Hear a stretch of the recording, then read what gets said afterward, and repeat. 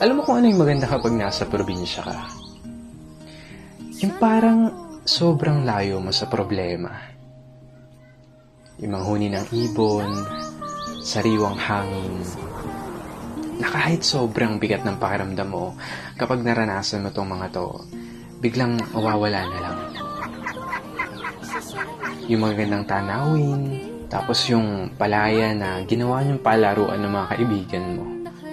Sarap talagang mumuhay sa probinsya, no? Yung para talagang napakalayo mo sa problema. Yung parang napakalayo mo sa malupit na sistema ng mundo. Na kapag nasa probinsya ka, mararamdaman mo talaga yung halaga ng sarili mo kesa sa iba. At napapasabi ka na lang na there's no place like home or like probinsya. At ikaw na nanonood nito ngayon, masaya ako at naparamdam ko sa'yo ang pamumuhay sa isang probinsya.